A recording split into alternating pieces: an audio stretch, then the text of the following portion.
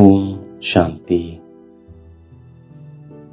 நான் கோடான கோடி பாக்கியசாலி ஆத்மா. நான் சேவை மற்றும் ஸ்திதியின் சமநிலையில் இருக்கும் ஆத்மா. நான் விசேஷ சேவாதாரி ஆத்மா. முழு உலகத்தில் என்னைப் போல கோடான கோடி பாக்கியசாலி மாணவன் வேறு யாரும் இல்லை. எனக்கு சுயம் ஞானக்கடலான தந்தை ஆசிரியராகி படிப்பிக்கின்றார். எனக்கு சேவை செய்யும் ஆர்வம் அமைந்திருப்பதால் மோகத்தின் கயிறுகள் அறுபட்டு விடுகின்றது. இந்த கண்களால் என்னவெல்லாம் பார்க்கின்றேனோ அவை அனைத்தும் அழியக்கூடியது ஆகும் என்பது சதா என்னுடைய புத்தியில் இருக்கின்றது. நான் பார்த்தும் பார்க்காமல் இருக்கின்றேன்.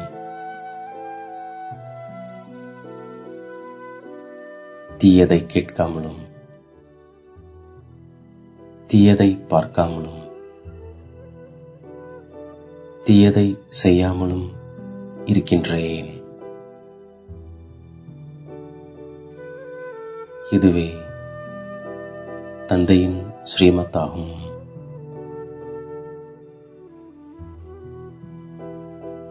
நாம் தான் ஆதி சனாத்தனராக இருந்தோம் என்பதை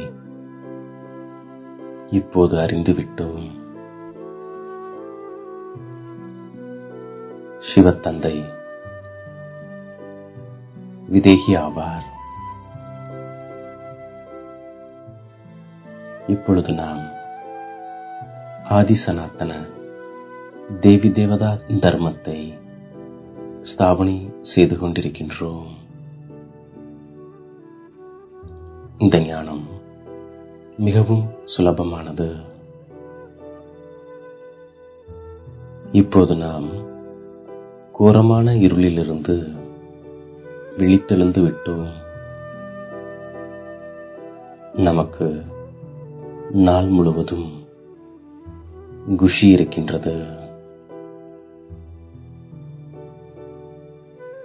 முழு உலகத்தில் முழு பாரதத்திலும் நம்மை போன்ற கோடான கோடி பாக்கியசாலி மாணவர்கள் வேறு யாரும் இல்லை. அழியாத ஞான செல்வம் ஒருபொழுதும் அழிந்து போவதில்லை. நாம் சங்கமிக பிராமணர்களாவோம். இப்பொழுது நாம் வீட்டிற்கு செல்ல வேண்டும் என்பதை மட்டும் நினைவு செய்கின்றோம். காமம் மகா எதிரியாகும். அதை நாம் இப்போது வெல்கின்றோம். நாம் இந்த கண்களால் எதையெல்லாம் பார்க்கிறோமோ அவற்றை நாம் மறைக்கின்றோம். முதல் நம்பர் பரிசு சூரிய வம்சத்தின் ராஜதானி ஆகும். இரண்டாம் நம்பர் பரிசு சந்திர வம்சத்தின் ராஜதானி ஆகும். தந்தைதான் வந்து நம்மை புண்ணிய ஆத்மாவாக மாற்றுகின்றார். நாம் எந்த ஒரு சீச்சி காரியமும் செய்யாமல் இருக்கின்றோம். தந்தை விதை ரூபமானவர், சத்தியமானவர், சைத்தன்யமானவர் மற்றும் ஆனந்த சுரூபமானவர். மேலும் ஞானத்தின் கடலாக இருக்கின்றார். ஒரு நாள் கூட படிப்பை தவறவிடக்கூடாது என்று தந்தை அறிவுறுத்துகின்றார். நாம் அனைவரும் ஜின் பூதமாக இருக்கின்றோம். தந்தை ஏழை பங்காளனாக இருக்கின்றார். இப்பொழுது நமக்கு மூன்றாவது கண் கிடைத்திருக்கின்றது.